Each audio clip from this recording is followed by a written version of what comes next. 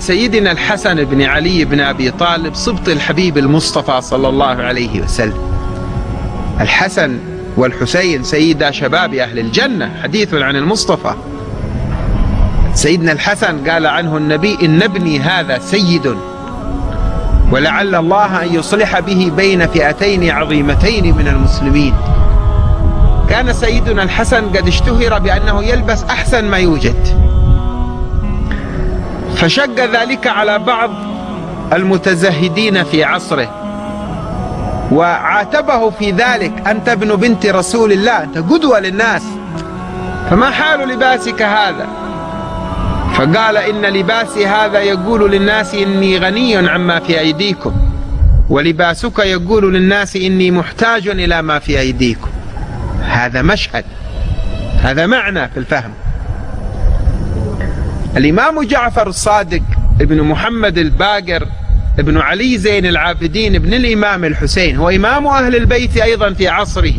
وبالمناسبة أئمة أهل البيت هم أئمة المسلمين، هم أئمة أهل السنة والشيعة جميعا. بعض شبابنا يظن أن ذكر أئمة أهل البيت خاص بطائفة دون طائفة. أئمة أهل السنة هم تلاميذ أئمة أهل البيت. الإمام الأعظم الحنيفة أبو حنيفة النعمان تلميذ جعفر الصادق وتلميذ زيد بن علي بن الحسين، وكان يقول: لولا السنتان لهلك النعمان، لولا السنتين اللتين درست فيهما على جعفر الصادق لهلكت، كان يقول ذلك. سيدنا جعفر الصادق عليه السلام عتب عليه بعض أقرانه أن ثوبه الخارجي على هيئة حسنة، ولأن الذي عتب عليه كان من إخوانه المقربين إليه، أراد أن ينهي المشكلة التي في صدره، قال: ناولني يدك، فناوله إياها فأدخلها إلى الثوب الداخلي، الشعار الذي يلي البدن. العرب تسمي ما يلبس في الداخل شعارا، وما يلبس في الخارج دثارا، الشعار والدثار. فأدخل يده إلى شعاره فوجده من الصوف الذي لا يلبسه إلا فقراء الفقراء، أكثر الناس فقرا. قال: أما هذا فلنفسي تهذيبا، وأما هذا فاستغناء عن الناس وأما هم عليه. هاتان القصتان تؤكدان معنى كنا نتحدث عنه في المجلس الماضي، أنه لا ينبغي أن تبنى الأمور على الهيئات والمظاهر.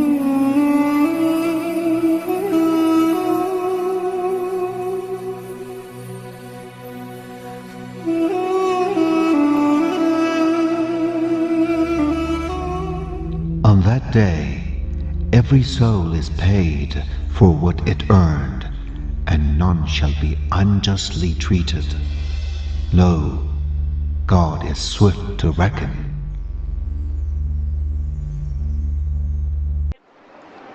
بسم الله الرحمن الرحيم. الحمد لله رب العالمين، والصلاة والسلام على سيدنا وعظيمنا وحبيب قلوبنا وشفيع نفوسنا أبا القاسم محمد، اللهم صل على وعلى أهل بيته الطيبين الطاهرين وأصحابه الغر الميامين. الحمد لله الذي جعلنا من المتمسكين بولاية سيدي ومولاي علي بن أبي طالب، اللهم صل على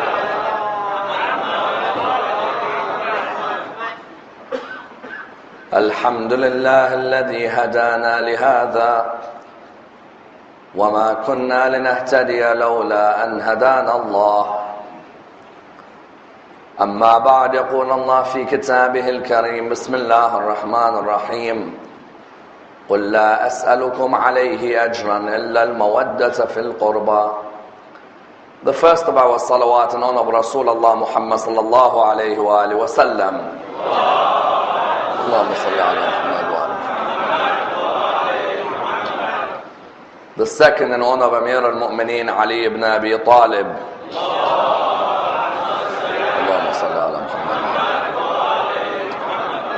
The third with your loudest voices in honor of the Imam of our time, Imam Sahib al-Asr wal-Zaman. Allahumma salli ala Muhammad.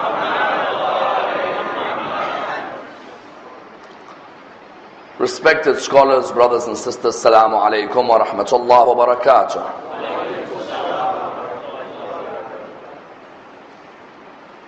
Imam al-Hassan bin Ali salawatullah wa salamuhu alayhi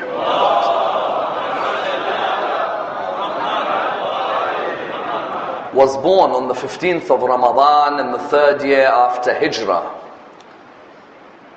and died in the month of Safar in the 50th year after Hijrah. A man from whose life many a lesson may be learnt and many an example may be derived, and a man whose life has to be examined in depth, for his life affects each and every one of our lives today. Unfortunately, however, he continues to be a man whose depiction is extremely negative, both in Muslim as well as in non-Muslim circles. Arguably, the most misunderstood of the Imams of Al-Muhammad is this Imam, in the idea that until today, he is not given the credit that he deserves for the amount of sacrifices, bravery, and acts of wisdom that he performed in his life. Until today, many question the bravery of Imam al-Hassan. Many question the wisdom of his decisions. Many question his lifestyle. And you find that in the academic world, as well as within the Muslim world, there are many who portray him in a very negative tone.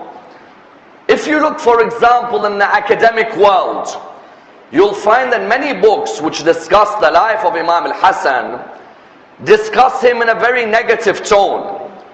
Will Freshora, for example, in his book on the Agha Khans, speaks of Imam al-Hassan as a man who all he did in his life was marry and divorce. Marry and divorce. They used to call him the habitual divorcee, because they used to say all he used to enjoy was marrying women then divorcing them. You find likewise this is echoed by Reverend Henri Lamont. And further than this, Amir Ali in his book The Spirit of Islam talks about how Imam al-Hassan was a man who was fond of the easy and quiet life. He was not interested in the religion of Islam. All he was interested in was being with women and divorcing women. This negative portrayal of Imam al-Hassan is a portrayal which exists until today. At the same time, you find that Imam al-Hassan, one of the other negative depictions about him was that they placed Imam Hassan alongside personalities who did not build the religion of Islam, rather sought to destroy the religion of Islam. Until today, people always say, and you will find recently a documentary or a series that's been made where people talk about Imam al-Hassan and Muawiyah as the great restorers of the religion of Islam. The two of them brought unity to the religion. And it really is sad that Imam al-Hassan is compared with personalities whose only aim was to come and build a power base in a kingdom, not a caliphate in the religion of Islam. Therefore you find that one of the accusations that exist until today about Imam al-Hassan was that he sold his Khilafah for 7 million dirhams. There's a book which discusses Imam al-Hassan, which says that Imam al-Hassan sold his caliphate for 7 million dirhams. He sold it for 7 million, gave 2 million to Imam al-Hussein. He kept 5 million for himself and allowed Muawiyah to continue ruling. All of these accusations have to be replied back to. And do not be surprised, Imam al-Hassan's grandfather is accused of similar things until today. That the Holy Prophet until today people say was a man of woman and nothing more. The Holy Prophet until today people say was a man who signed treaties more than showed bravery. And therefore you find that there are many similarities when you analyze the biography of Imam al-Hassan with his grandfather, the Holy Prophet. Let's examine his life and see what are the myths that were created about Imam al-Hassan, and how do we reply back to these myths. Because in our communities, unfortunately, many of us know more about Imam al-Hussein than about Imam al-Hassan. Some will say, why is that unfortunate? Because Imam al-Hussein himself used to look up to Imam al-Hassan alayhi salam. Further than this, some of us believe Imam al-Hussein was braver than Imam al-Hassan. You will find some people in the community will say, Imam al-Hassan was a weak man, whereas Imam al-Hussein was a brave man. What they do not realize is, if you swap their positions, they would have acted in exactly the same way. Let's examine this and dissect his biography in depth. As we said, the Imam was born on the 15th of Ramadan in the 3rd year after Hijrah.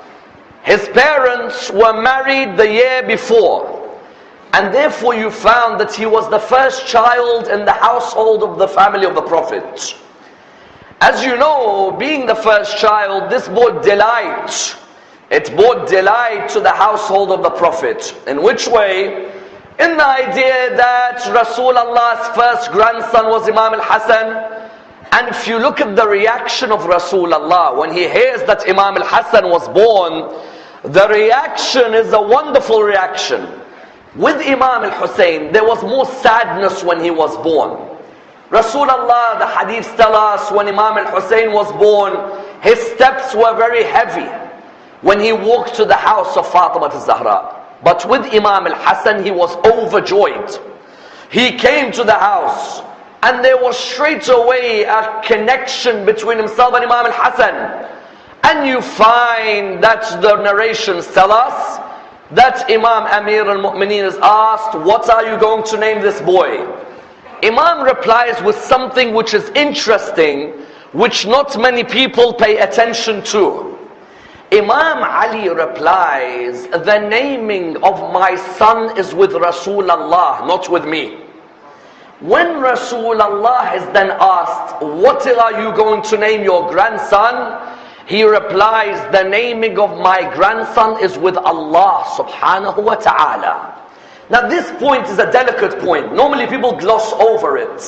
Why is it a delicate point? When a name is to be given by Allah subhanahu wa ta'ala, that's an indication that this person, wherever he goes in his life, is being guided by Allah subhanahu wa ta'ala, isn't it?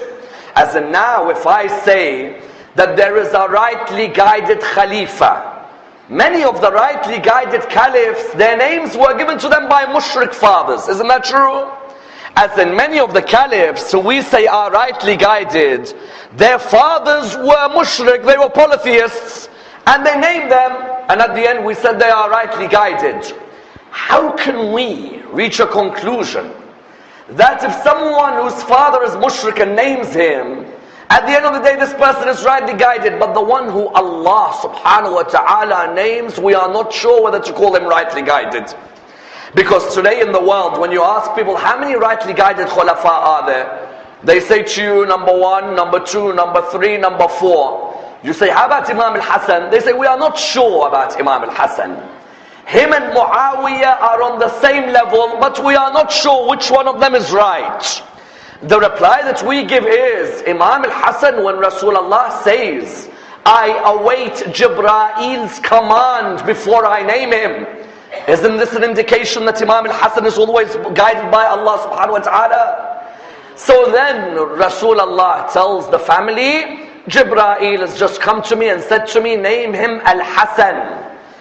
Al-Hassan was a name never given to anyone before him.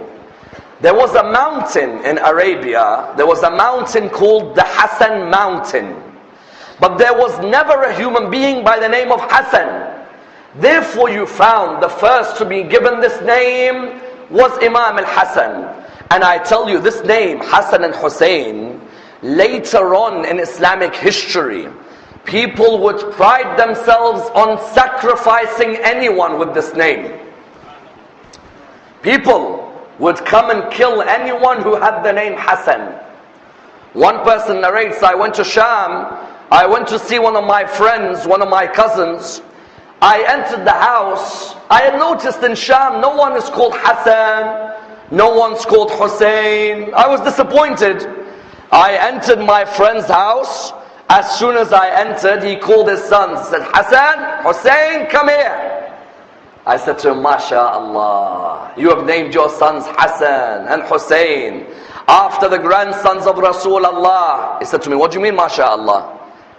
He said, it's an honor that you've named your sons after this. He said, no, I named them this so that when I get angry, I send my curse on Hassan and my curse on Hussein.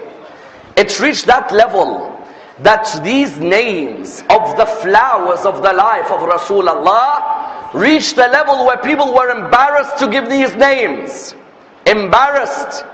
You find therefore that Rasulullah names him, and there is no relationship like Imam al-Hassan and Imam al-Hussein with Rasulullah, to the extent that Rasulullah uses them as an intermediary for giving children their rights in the religion. Because you know the Arabs used to be embarrassed of showing affection to their kids. To an Arab, if you hug your child or if you kiss your child, it wasn't a sign of a masculine man in front of you. No. You were able to be proud of your children. Yes, they are a zina in your life. But for you to kiss them, this was unheard of. Rasulullah with Imam al-Hassan would perform many acts, not only out of his love for Imam al-Hassan, but so that others would see him and take as an example. For example, whenever he'd walk past the house of his daughter, he'd stop near the house and he'd say, "O family of the Prophet, where is the flower of my heart, al-Hassan?" Imam al-Hassan would run out of the house. Rasulullah would hug him in front of all his companions. And he would say, "I love him, and Allah loves the one who loves him."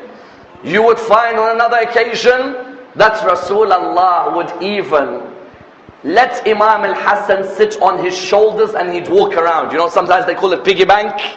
You put that child on your shoulder and you would walk around with the child. You would find that the companions would come. They would see Rasulullah doing this. You know what they'd say to Imam al-Hassan? Not to Rasulullah. They'd say to the young Imam al-Hassan, "Oh son, how blessed you are with the steed that you are riding." Rasulullah would reply, "No, how blessed I am with the rider." This was an indication. All of these are indications. You're telling the boy how blessed he is on my shoulder. On the contrary, how blessed I am with the rider, that I'm honored that this boy rides on my shoulder. On top of this, you would find Rasulullah, if he was in his sujood, in his prostration, he would lengthen it for Imam al-Hassan to be on the back. And you would find Rasulullah telling the people that this is the master of the youth of paradise. This is the flower of my life. One day, one of the Arabs by the name of al-Agra. Al-Agra means the bald-headed one. May Allah bless the mother who is so creative with that name. Al-Agra, called the bald-headed one, Al-Agra on one occasion comes to Rasulullah. He said, "Ya Rasulullah, I saw you kiss Imam al-Hassan today." He said, "Yes." He said, "I've got 10 sons, I've never kissed any of them." He said, "Why?"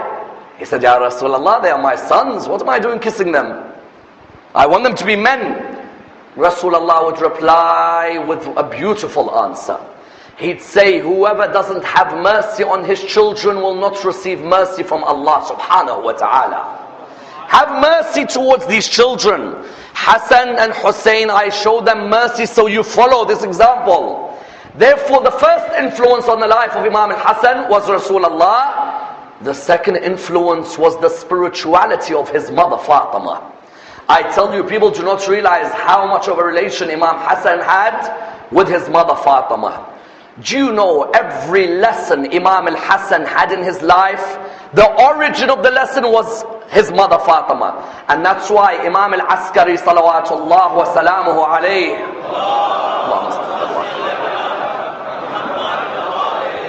Imam al-Askari has a phenomenal line. Imam al-Askari says, we, the Imams, are a hujjah over the people, and Fatima is a hujjah over us.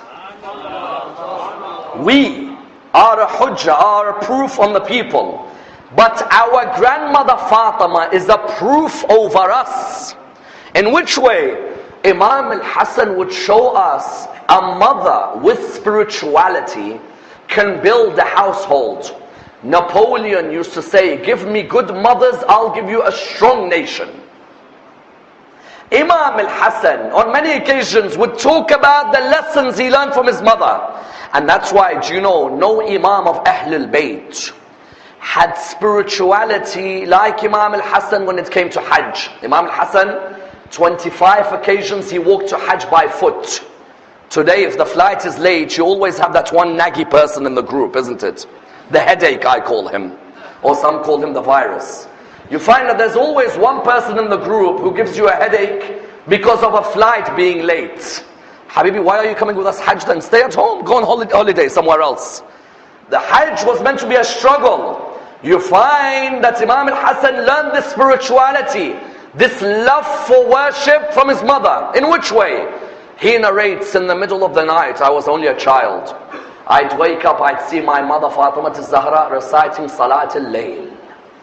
In the middle of the night, I'd go and sit next to her while she's supplicating. While she's supplicating, I'd go and sit next to her, and while I'd be next to her, I'd want to listen to her dua, her supplication. And I'd hear her supplication saying, Ya Allah, forgive the members of the community and then forgive us. Ya Allah, bless the members of the community and bless us. Ya Allah, be generous to the members of the community and be generous to us. He'd say, Mother, in the middle of the night, I see you praying for everybody else. How about for your household? She replied to him with an exquisite line. Oh my son Hassan, first the neighbors, then the house.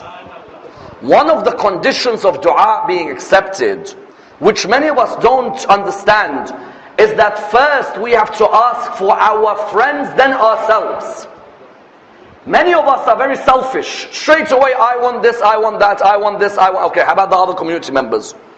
One day a person came to Rasulullah on this issue. He said, Ya Rasulullah, my dua is not being accepted. Rasulullah said to him, do you pray for others first, then yourselves? He said, no.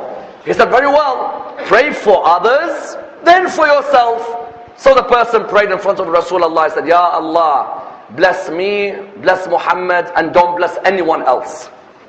He said, no. You don't need to be the dua like that. I mean that you pray for everybody and for yourself. That have this lack of, remove this selfishness from you. Imam al-Hassan would say in the middle of the night, the world is asleep. My mother Fatima, I would see her read dua, supplicate to others. He'd say, then my mother Fatima, what would I see? He'd say, in the daytime, I'd see my mother Fatima answering the questions of religion for the woman of Arabia. This is a mother. This is a mother. There is a spirituality and a service for Allah subhanahu wa ta'ala. Today you find some of the mothers, there is a lack of a spirituality sometimes. There's more concern with the image of the child, the schooling of the child, the degree of the child, so I can show off to the community. Fatimah az-Zahra said, these things are good. Having degree, having education, no problem. But where's the spirituality where you as a role model for your daughter or your son? Fatimah az-Zahra, a lady would come, Imam al-Hassan would say, ladies would come to my mother's house. My mother's cooking, my mother's cleaning, my mother's looking after all of us. Yet a lady would come and say to her, oh my dear lady Fatimah, my mother is ill. I have come to ask her questions on her behalf. I want you to answer them. Fatimah az-Zahra would say, what are the questions? The reply would be, they are questions concerning salah. Fatimah az-Zahra would tell her, go ahead, ask. That lady would ask and ask and ask and ask, until at the end she said to Fatimah az-Zahra, O Lady of Light, I may have troubled you too much with my questions, forgive me. Maybe it's better that I don't ask anymore. Listen to Fatimah az-Zahra's reply according to Imam al-Hassan. Imam al-Hassan is so young at this time. You know, Imam al-Hassan was 8 years of age when his mother died. All of this that I'm telling you, he saw from a young age.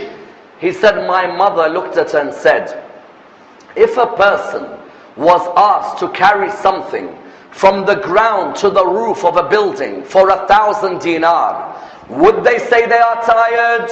The lady said no.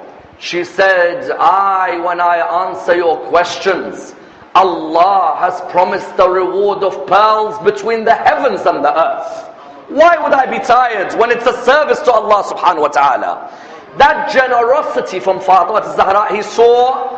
And then another influence on his young days was his father, Amir al-Mu'mineen. His father had a major impact on him. Do you know why? Because his father, Imam, would see the sacrifices his father and mother would make as a couple. Remember, a child looks at the relationship of their parents. Is it healthy? Is it softly spoken? Are there arguments and shouting at home constantly? Many a child psychologically is damaged when they see their parents fighting all the time at home. Sometimes as parents, there is a role to play where if I have a difference with my wife, why do I take it out in front of the whole of the children of the house? Can't me and my wife sit somewhere else in the house and talk? In Muslim communities today, if I have a problem with my wife, I'll bring her down in front of her children. Ahl-ul-bayt never taught us like this. Ahl-ul-bayt taught us even if there's a difference of opinion, there's another room you can go to. Talk between yourselves. Fighting in front of your children, that child psychologically is damaged. That child psychologically is hurt. She would say, I would see my mother and my father in unison with each other. The most beautiful combination of a marriage. And subhanallah, he would say, that night when me and Hassan and Hussein were ill, and my parents were worried about us, and they asked Rasulullah, Ya Rasulullah, what is it that we should do? Hassan and Hussein are ill. He said, fast, make a vow that if they get better, you will fast for 3 nights. He said, the first night, I saw that as we were about to break our fast, someone knocked at our door. He said, I saw my mother and my father speak to each other, and they said, whoever it is, whatever they need, we will give them. Imagine you're about to break your iftar. Imagine now, tonight, in Shahr Ramadan, you're about to break your iftar, someone knocks at the door, say, do you mind giving me something? You'll say, listen, Habibi, I've been fasting for 12 hours, leave this house. Or if he's lucky, what will we do? We might give him a loaf of something, some small piece of meat, and we might let them go. He said, I saw my father and my mother. When the person answered the door, O family of the Prophet, we are ill, we are a prisoner, an orphan, a captive. On each of the nights, I saw them go to sleep without any food. This family, I tell you, this family, their sacrifice cannot be counted. You can't count the sacrifice. If it's in terms of food, if it's in terms of wealth, if it's in terms of their own life, you can't count it. And he said that was when the verse وَيُطْعِمُونَ الطَّعَامَ عَلَىٰ حُبِّهِ مِسْكِينًا وَيَتِيمًا وَأَسِيرًا. They would give towards the prisoner and the orphan and the captive. And what did they want? They didn't want jaza, they didn't want shukr, they didn't want the community to thank them. Rather it was from their hearts. He saw their sacrifices. And that's why Imam al-Hassan's first grand occasion at a young age was when his grandfather Rasulullah took him on the occasion of Mubahala. When he went to meet the Christians of Najran, these Christians were amazed. Do you know why they were amazed? Imam al-Hassan was 6 years old. Imam al-Hussein was 5 years old. They could not believe that Rasulullah had brought a 6 and a 5-year-old on an event where Allah was going to send down a curse on the disbelievers. But you know what was so beautiful about that event? Rasulullah was telling the Muslims, it was 1.5 years before he died. Mubahala was 1.5 years before Rasulullah died. And exactly 1 year before the day of Ghadir. When Rasulullah went to the event of Mubahala, many companions thought he'd take them with him. When Rasulullah took his family, do you know what he was saying? He was saying, when it comes to sacrificing for this religion, on a day like Mubahala or any day after Mubahala, these are the 5 all of you have to look up to.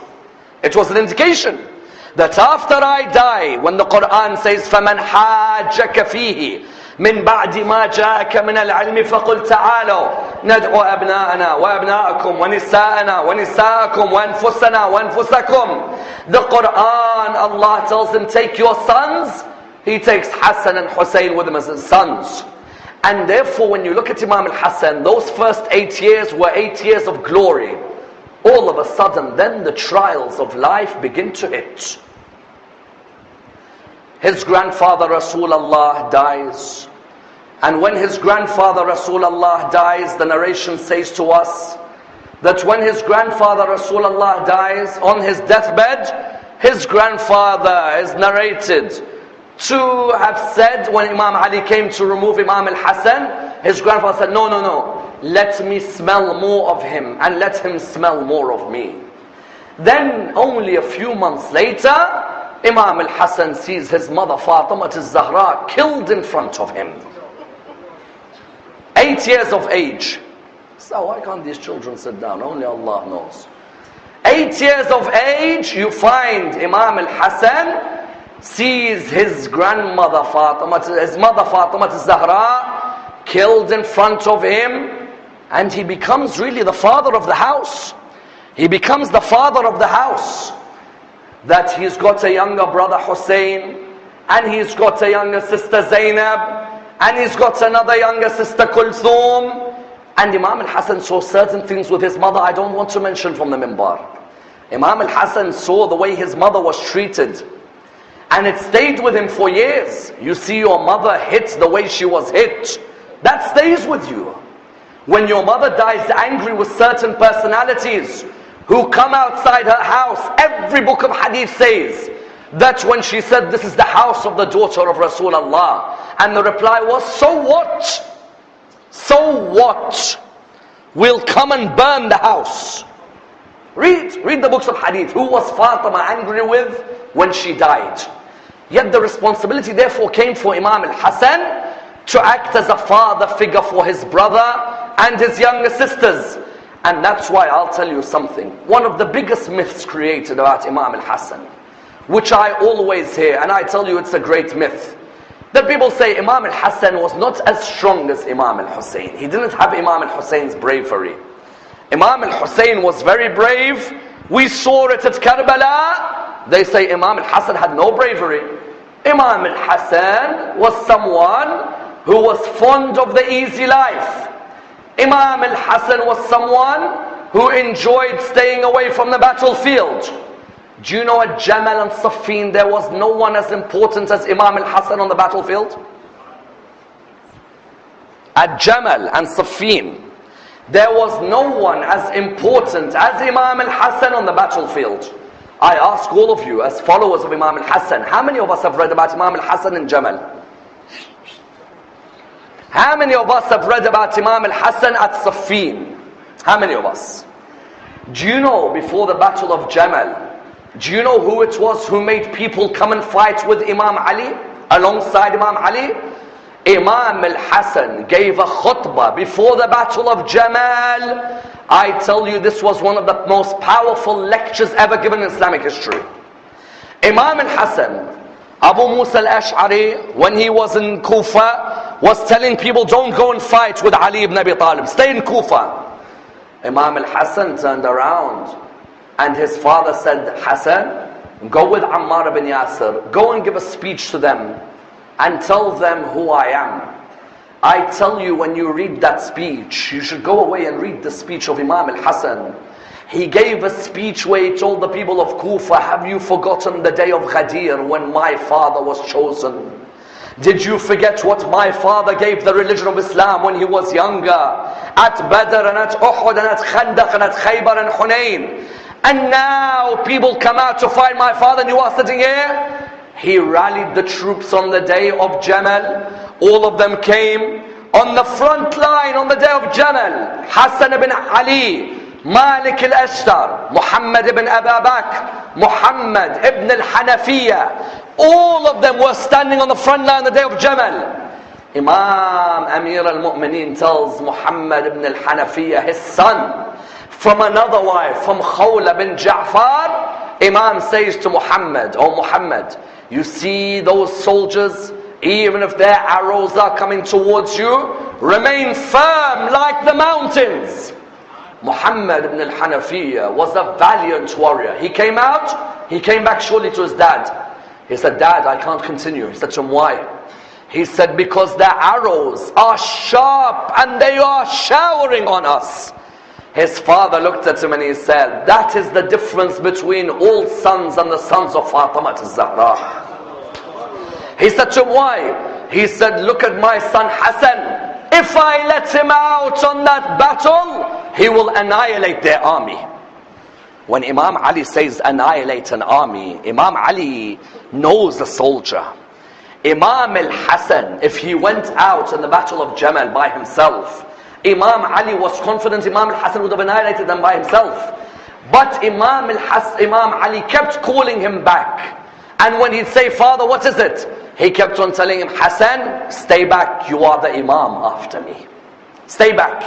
I don't want you to be in the middle, because I know you in the middle. I know how brave you are. None will come near you. But stay back." And then even at Siffin, Imam al-Hassan at Siffin had a fantastic effect on the battle, to the extent Ubaydullah ibn Umar ibn al-Khattab, Ubaydullah tried to bribe Imam al-Hassan at Siffin. Ubaydullah at Siffin comes to Imam al-Hassan on behalf of Muawiyah. He says to him, al-Hassan, knowing how brave Imam al-Hassan is, they used to say at Siffin, if you can break Imam Ali, Imam al-Hassan and Malik al-Ashtar, you can win. He came to Imam al-Hassan at Siffin. He said, "Hassan, listen, your father, the Arabs hate him, because when he was younger, he killed many of their fathers. Take this envelope and join our side. We will look after you in a way no one will." Wallah, Imam al-Hassan looked at him and he said, "A man like me joins a man like you, and a man like me leaves a father like my father." He said, "You'll die shortly." And subhanallah, it was only shortly after that Ubaydullah ibn Umar died. At Siffin, when Sulaiman al-Khuza'i came to Imam Ali at Siffin, and Imam Ali looked at him and he said, "Sulaiman, I expected you to be loyal to us, but I don't see any loyalty." Sulaiman said, "Imam, forgive me, I am here now." Imam said, "But I thought you'll be alongside me." Sulaiman went to Imam al-Hassan at Siffin. He said, "Hassan, look at the way your dad talks to me. Why is your dad so angry with me?" And Imam al-Hassan would say, "When my dad loves someone, he's disappointed when he doesn't see his loyalty. Calm down, do not be angry." He had that calming influence in the battle of Siffin, that people would look up to him when the times got tough. They'd see Hassan ibn Ali standing there, they'd go and they'd stand alongside him. And that's why when Siffin finished, Imam was disappointed. Why? Because Imam al-Hassan looked at the people at Siffin, Ali on one side, Muawiyah on the other, the man who sacrificed everything for the religion. They leave him and they join the man whose father virtually wanted to destroy the religion. And that's why at the arbitration at Siffin, Imam looked at Abu Musa al-Ash'ari and looked at the people. And he said clearly to the people, he said, "Abu Musa al-Ash'ari, you choose him. If Umar ibn al-Khattab thought Abu Musa al-Ash'ari is good, he would have put him in the Shura. Not only this," he said, "and Abu Musa wants to choose Abdullah bin Umar. If Abdullah bin Umar was worthy, then his father would have elected him." Then he said, "And as for you Khawarij, who have left the army of my father," because you know Nahrawan was after Siffin, the Khawarij were from the army of Imam Ali, they fought him. He said, "As for you who say there shouldn't be arbitration, you don't just be brave with your sword, sometimes you have to be brave with your tongue as well." He looked at them and he said, "As for you who say there shouldn't be an arbitration, did Rasulullah not use Sa'ad bin Mu'adh in his arbitration with Banu Qurayza? Then why are you talking about no arbitration when Sa'ad bin Mu'adh was used for Banu Qurayza by the Prophet?" These people unfortunately left the side of his father, and that's why in the 40th year after Hijrah, Imam al-Hassan sees his father killed in the mosque of Kufa by Abdurrahman ibn Muljam. And I tell you, Imam al-Hassan was deeply affected by his father's death for a number of reasons. The first reason was that natural sentimental value a son has with a father. And can you have a father like Ali ibn Abi Talib? Honestly, can a human have a father like Amir al-Mu'mineen? It's impossible that anyone can come near Ali ibn Abi Talib in terms of his warmth, in terms of his generosity, in terms of his justice. None could come near the son of Abu Talib. And remember, Imam Ali brought up Imam al-Hassan and Hussein and Zainab ibn Kulthum. Imam Ali brought them up since their mother Fatimah died. And do you know what hurt Imam al-Hassan secondly? When he sees his father say to him, if Abdurrahman ibn Muljam is thirsty, then make sure you give him water. And if Abdurrahman bin Muljam needs food, give him the best food. And if Abdurrahman bin Muljam needs clothing, clothe him. And if Abdurrahman bin Muljam's one strike kills me, then strike him with one. Don't mutilate his body. Because Rasulullah said, don't even mutilate the body of a dog with rabies. Can you live after the death of a father like this? Can you live? And do you know what made it worse for him? He said, when I went to bury my father, on my way back I saw a man crying. He said, on the way back when I saw this man crying, I looked at him, I said, oh man, what's wrong? He looked at me and he said, and according to some narrations, this man couldn't even see. He looked towards me and he said, for 3 nights, for every night in this holy month, there used to be a man who would come and feed me. But for 3 nights, I haven't seen any man. I don't know who the man was. I'm crying because I was used to him coming to feed me. And Imam began to cry. He said, that was my father, Ali ibn Abi Talib. So he looked at me and said, where's he been for these 3 nights? He said, Ibn Muljam struck him and I just buried him now. It's difficult after that, but he had to take the responsibility of Imam at the age of what? At the age of 37, he took the responsibility of Imamah. When he stood up in Kufa, he told the people last night, the best of Allah's creation after Rasulullah has died. A man who was the man of piety, the man of justice, the man of honor. Now I take over the position of succeeding my father. And I'm telling you, I am surprised at a Muslim ummah that says there are only 4 rightly guided khulafa. So you are saying Imam al-Hassan is not rightly guided?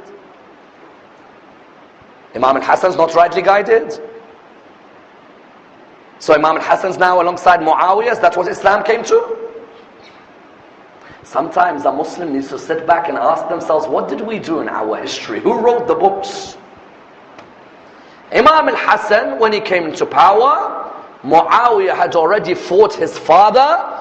Now Muawiyah was in control of 4 countries. Palestine, Lebanon, Jordan, Syria. In those days, Sham doesn't mean Sham today. Sham today is just Syria. Sham in those days, Palestine, Lebanon, Jordan, Syria, 4 countries. And Muawiyah began an onslaught against Imam al-Hassan.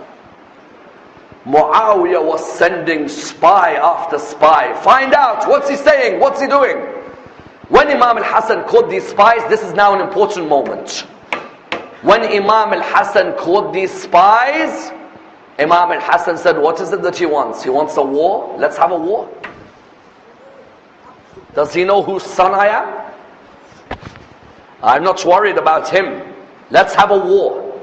There's one problem.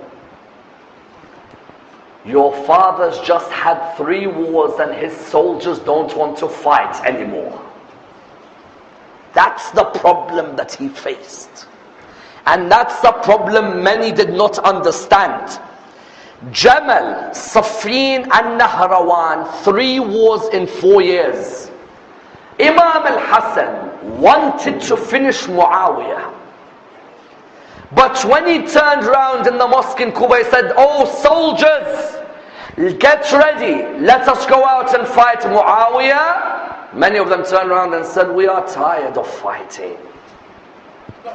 He said, "But there is dhulm, there's injustice, there's oppression. What do you mean you're tired? We all have to stand up." Adi bin Hatim, Adi son of Hatim al-Ta'i, Adi stood up, he said, "What's wrong with you? Is this not the grandson of Rasulullah telling you to come?" And all of them are like, "We are tired." Imam managed to mobilize 20,000 of them. You know how many Muawiyah had? 76,000.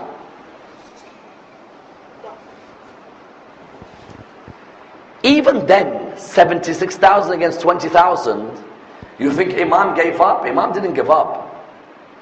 Imam said to his soldiers, "Let's fight." But do you know the second problem he's faced? The first problem, soldiers are tired.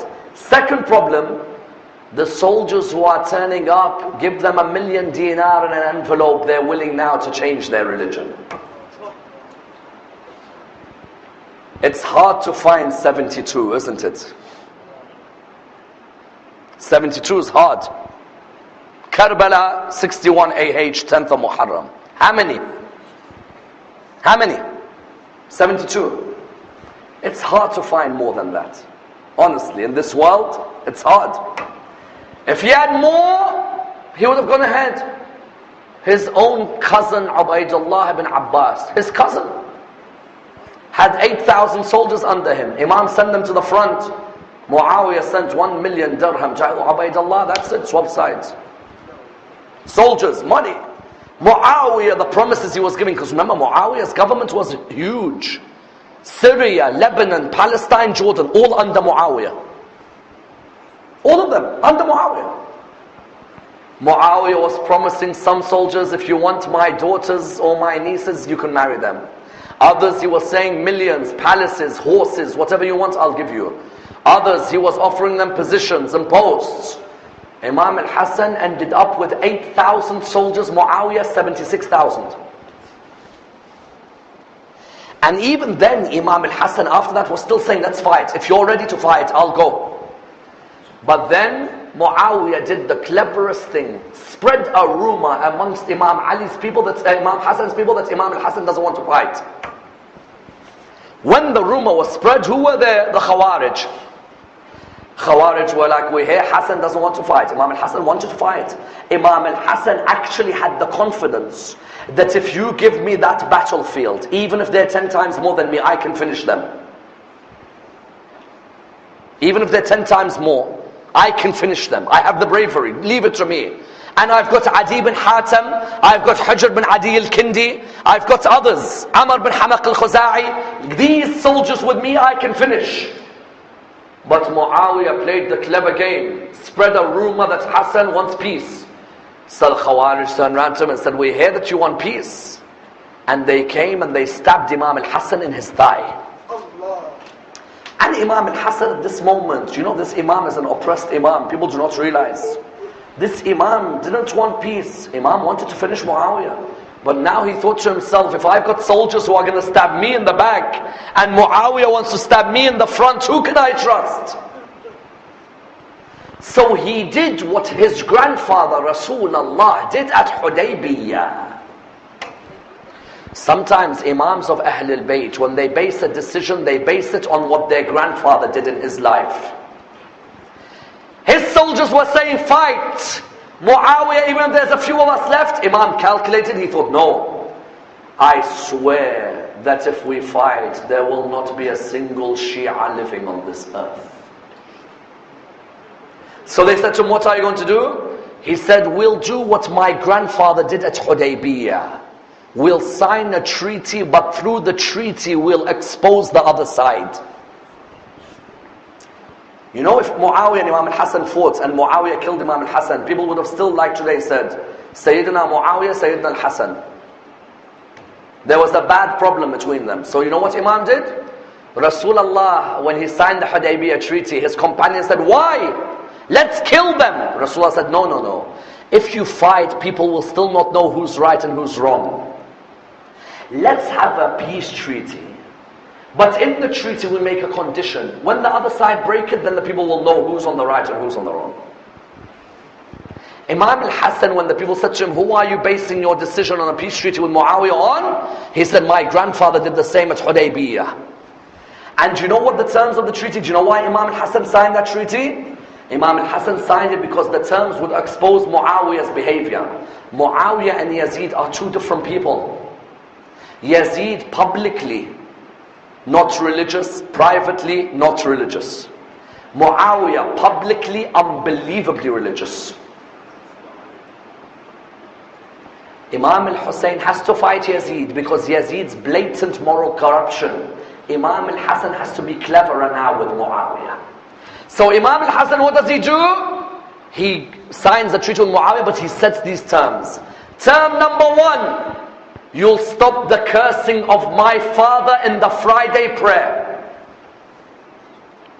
Term number 2, you will not change the sunnah of my grandfather. Term number 3, you will stop the killing of the Shia of my father. Term number 4, the blood money of Jamal and Safin is to be returned back to the owners. Term number 5, when you die, you will give this leadership to me or my brother Hussein. Did Muawiyah honor any of those? None of them. Term number 1, you stop the cursing of my father Ali ibn Abi Talib. 60 years, every Friday prayer. Every single Friday prayer for 60 years begins, may God curse Ali ibn Abi Talib. Every Friday prayer for 60 years. Term number 1, broken. Term number 2, you will not change the sunnah of my grandfather, the Holy Prophet. And you find Salat al-Jum'ah was prayed on a Wednesday. Salat al-Jum'ah, when is Jum'ah? Friday. So why are we praying on a Wednesday? Muawiyah. Pray Jum'ah on a Wednesday. Muawiyah gives the khutbah. The idea of a khutbah is that you're going to be standing when you give a khutbah, isn't it? You find that Muawiyah would sit when he'd give a khutbah. And other changes to the sunnah, and others, and others. Number 3, you don't kill the Shia of my father. Killed Hajr bin Adi al-Kindi, Amr bin Hamaq al-Khuza'i, Rushad al-Hajari. All of these were killed by Muawiyah. Number 4, the blood money of those who died at Jamal and Safin, you return it. They didn't return any money. But the 5th was the worst. You return the leadership back to us. Did he return it back, or who did he give it to? He gave it back to his son Yazid ibn Muawiyah. He gave it to Yazid. But what did Imam al-Hassan achieve from that peace treaty? Imam al-Hassan achieved 2 things. Number 1, I've exposed his character now. Now you see clearly what he's about. Tell me, a man who curses the 4th Khalifa, am I meant to say radiyallahu anhu to him? I don't understand. What type of mind am I using? So Ali radiyallahu anhu and Muawiyah radiyallahu anhu, wallah, that's going to be some Jannah we're going to go to, I tell you. And then on top of that, he made sure that the followers of Muhammad's life would be saved. Because had Imam al-Hassan not used the wisdom of his grandfather in signing that treaty, there wouldn't be a follower of Muhammad today. They would have annihilated them. But Imam al-Hassan looked at those around him, he said the best option is signing a treaty. And that treaty would lead to the events of the 10th of Muharram. Therefore, those who say Hassan ibn Ali was not brave, I tell you, Hassan ibn Ali, if he had it his way, and if he had his brother's companions, he would have finished off that army right in front of him. Then they made a myth about his personal life. What did they say? They said Imam al-Hassan, all he does is get married, divorced, married, divorced, married, divorced. The first to make up this myth was who? Was al-Hassan al-Madaini. al-Hassan al-Madaini was the first to make up this myth when al-Hassan al-Madaini said Imam al-Hassan married and divorced 70 women in his life. How many? 70. So one wife is enough for you to keep in your house. 70, you have time for 70 marriages and 70 divorces. The son of Rasulullah has nothing else to do. But then when you study al-Hassan al-Madani, nobody loved Bani Umayyah like al-Hassan. I wouldn't be surprised. Then you had Shablanji in Nur al-Afsar says, Imam al-Hassan married 90 women and divorced all 90 of them.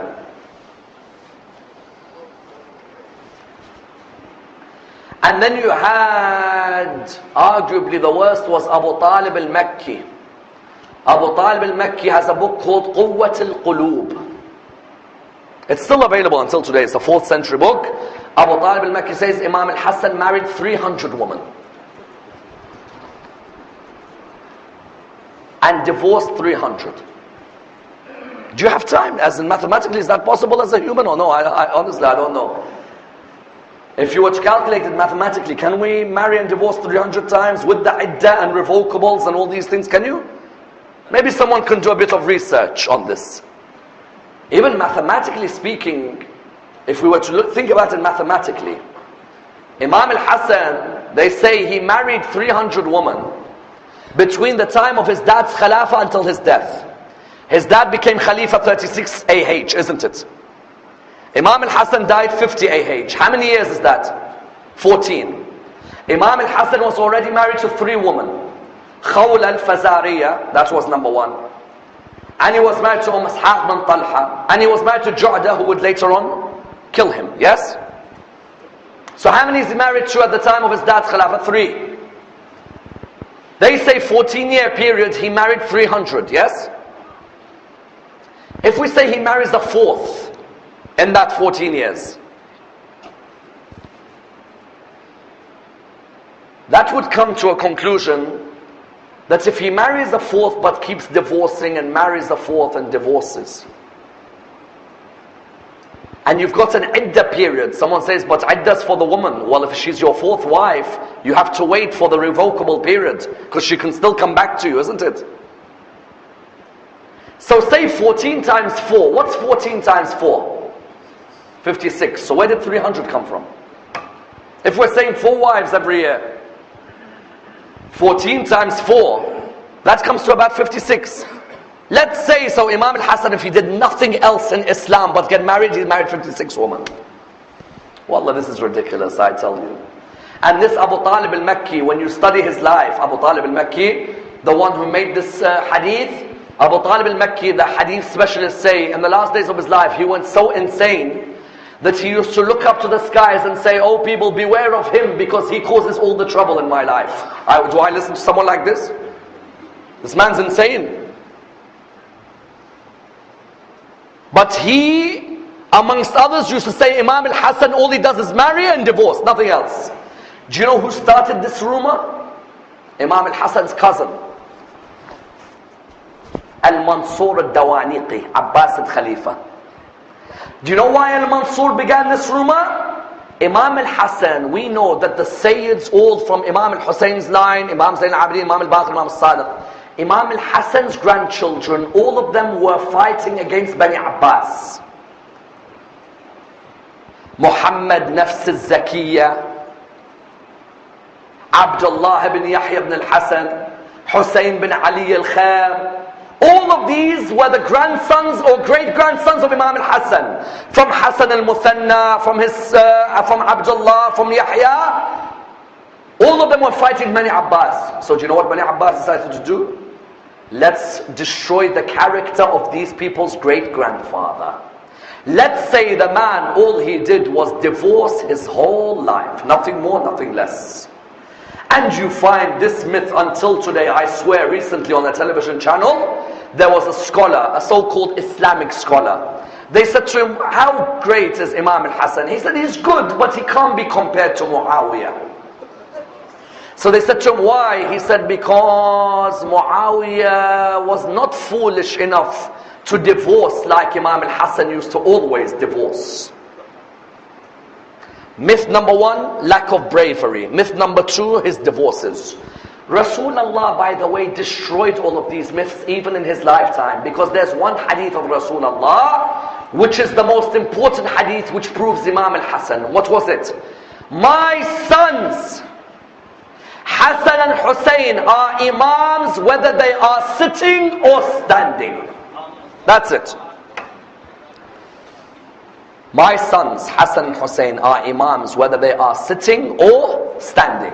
Standing means Hussein, Karbala. Sitting means Hassan. Imam, does he mean my son Hassan is an imam? Does he mean imam of Salat al-Jama'ah? No, everybody can be imam of Salat al-Jama'ah. Does he mean imam of the government? No, every Tom, Dick and Harry can be an imam of a government. Imam means imam for the soul of the human being. Imam as a source of guidance for the human being. My son Hassan is an imam. My son Hussein is an imam. Be they sitting or standing. If Hassan sits, he's your imam. If Hussein stands, he's your imam.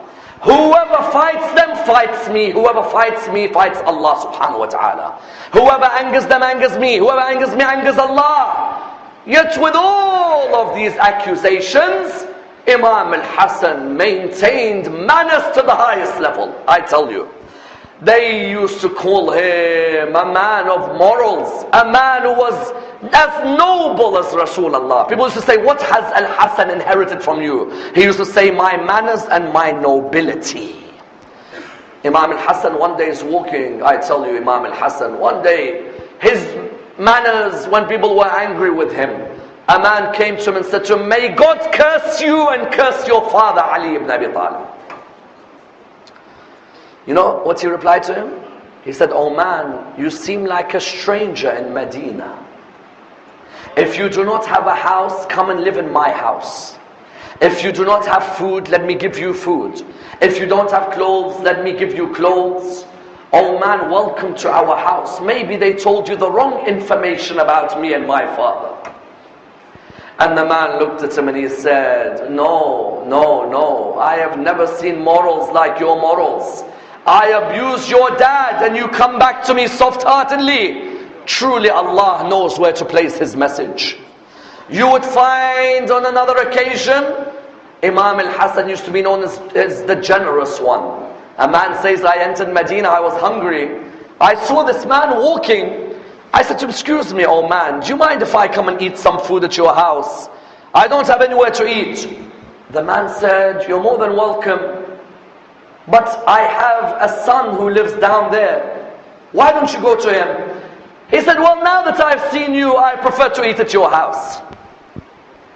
He said, I entered his house to eat with him, but this man, all he was eating was dry bread.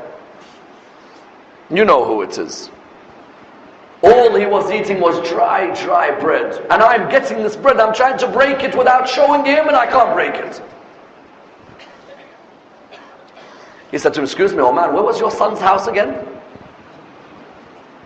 He said, oh, it's the one there. He went, he had a brilliant meal at Imam al-Hassan's house. Then Imam al-Hassan looked at him, he said, who sent you here? He said, I don't know, this man, he lives down the road from you. He said, what does his house look like? He said, like this. He said, what does he look like? He explained. He said, what was he eating? He said, he has dry bread. Doesn't eat anymore. He said, so why did he send you here? He said, you will not find anyone as generous as my son. He said, what a father I have. What a father, like Ali ibn Abi Talib. Generosity, the house of Imam al-Hassan. Morals, the place of Imam al-Hassan. Knowledge, Imam Amir al-Mu'mineen used to say, nobody embodies knowledge like my son Imam al-Hassan. You want my knowledge, go and ask him any question. And that's why one day a group of Romans came to Muawiyah. And when these Romans came to Muawiyah, they said, you claim to be the Caliph of God? He said, yes, I am Amir al-Mu'mineen. Even though the treaty had said you can't call yourself Amir al-Mu'mineen, he called himself. They said, we have some questions to ask you. He said, what are they? They said, what is the distance between the heavens and the earth? And what's the distance between right and wrong? And what is a neuter gender? And which existence came without a mother and father? And which 10 things one is harder than the other?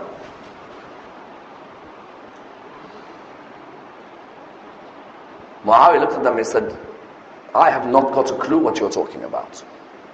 Go to Hassan and ask him. The Romans went to Imam al-Hassan, they said, we have some questions. He said, go ahead. He said, what is the distance between the heavens and the earth? Imam al-Hassan said, the cry of an oppressed person in dua. So what's the distance between right and wrong? Imam al-Hassan said 4 fingers between the ears and the eyes. What you see, what you hear in the ears must be verified by the eyes. What's the neutral gender? Imam says a child, if you cannot tell their gender, you will wait for seminal emission. If there is no seminal emission, you'll wait for the urine. Depending on the shape of a urine, you'll know if it's a male or female. If still after that, then they are known as a neutral gender. Said, which animals were born without a mother and father? Or which humans were born without a mother and father as well? Animals and humans. He said, Adam, Eve, the sheep in the story of Ibrahim, the snake in the story of Musa, the crow who buried Adam, who buried Habil and Qabil. He said these were all born without a mother and father. And the camel of Prophet Salih alayhi salam. No mother, no father. They said to him, which 10 things, one is harder than the other? He said, stone is hard, iron breaks the stone, fire melts the iron, water extinguishes fire. The clouds carry water, the wind blows the clouds, an angel controls the wind. The angel of death overpowers the angel who controls wind. Death overpowers the angel of death, and Allah overpowers death because He is the living that does not die.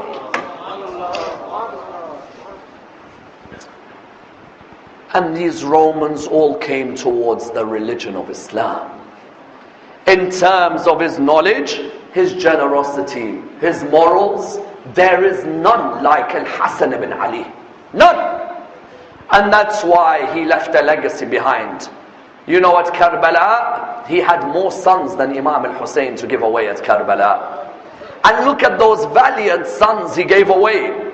Wallah, when you look at each of those sons, if I was just to mention 2 of them, one of them, his son Abdullah, I tell you that's Abdullah who he gave away. That Abdullah who he gave away, Sayyidah Zainab says, I saw Hussein lying on the ground with arrows surrounding his body. And Umar bin Sa'ad saying to Harmala bin Kahil, shoot an arrow on his chest.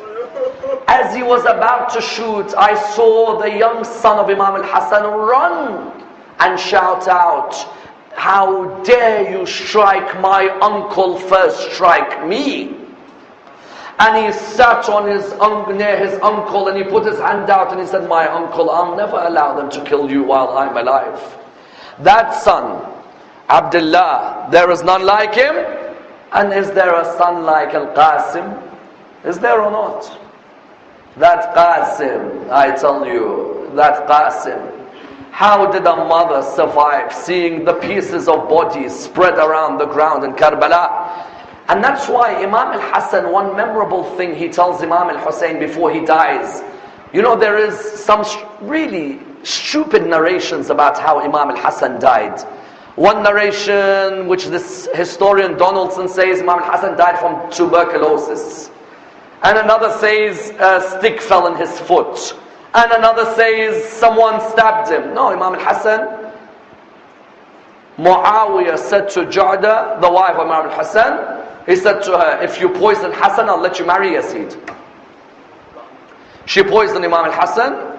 She said, now let me marry Yazid. He said, you just poisoned the grandson of the man who brought this religion. You think I'm going to allow you to marry? We pray to Allah subhanahu wa ta'ala to raise us with Imam al-Hassan alayhi salam, to allow us to be amongst his companions in this world and the hereafter.